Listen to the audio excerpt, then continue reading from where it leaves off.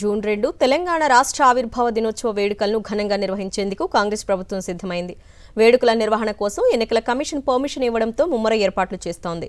Secunderabad parade గ్రౌండ్లో ఏర్పాటు చేయాలని ఇప్పటికే ఉన్నతాధికారులకు సీఎస్ శాంతికుమారి ఆదేశాలు ఇచ్చారు. ముందుగా గన్ పార్క్ అమరవీరుల స్తూపం వద్ద నివాళులు అర్పించిన తర్వాత ప్రభుత్వం అధికారిక వేడుకలను మొదలుపెట్టనుంది. తెలంగాణ 10 ఏళ్ల ప్రస్థానంలో ఆవిర్భావ వేడుకలకు ఎంతో ప్రాధాన్యత ఉంది. గతేడాది బీఆర్ఎస్ ప్రభుత్వ హయాంలో జూన్ 2న దశాబ్ది ఉత్సవాల పేరుతో వేడుకలు ఘనంగా నిర్వహించింది. ఇప్పుడు ఏడాది కూడా అంతకు మించిన రేంజ్లో వేడుకలు నిర్వహించేందుకు కాంగ్రెస్ ప్రభుత్వం సిద్ధమవుతోంది. జూన్ 2న ఆవిర్భావ వేడుకలకు ఎన్నికల కమిషన్ అనుమతి ఇవ్వడంతో చకచకా పనులు మొదలుపెట్టింది ప్రభుత్వం. అందులో భాగంగా ఆవిర్భావ దినోత్సవం సందర్భంగా చేపట్టాల్సిన ఏర్పాట్లపై ప్రభుత్వ ప్రధాన కార్యదర్శి శాంతికుమారి ఉన్నతాధికారులతో సమావేశమై సమీక్షించారు.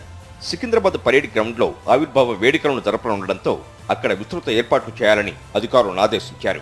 వీఐపీలు ప్రయాణించే మార్గాల్లో తగిన బందోబస్తు ఏర్పాటు చేయాలని, ట్రాఫిక్ ఎలాంటి అంతరాయం కలగకుండా రూట్ మ్యాప్ సిద్ధం చేయాలని అధికారులను ఆదేశించారు. అంతేకాకుండా పార్కింగ్ స్థలాలను కూడా కేటాయించాలని పోలీసు శాఖను ఆదేశించారు. ప్రజలకు ఎండ తగలకుండా బారికేడ్లతో పాటు షామియానాలను ఏర్పాటు చేసే బాధ్యతలను ఆర్ఎండ్బీ శాఖకు అప్పగించారు.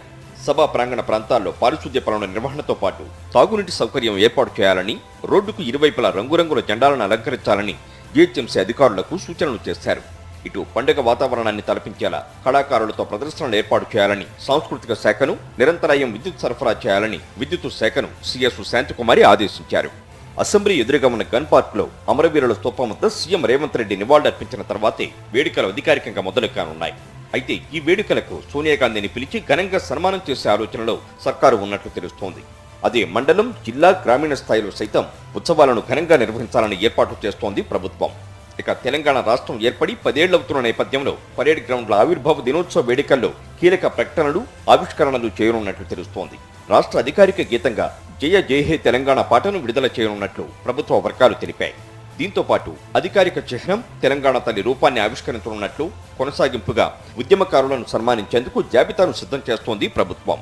వేడుకల్లో అన్ని శాఖలు సమన్వయంతో పనిచేసే విధంగా ప్రభుత్వం ఆదేశాలిచ్చింది.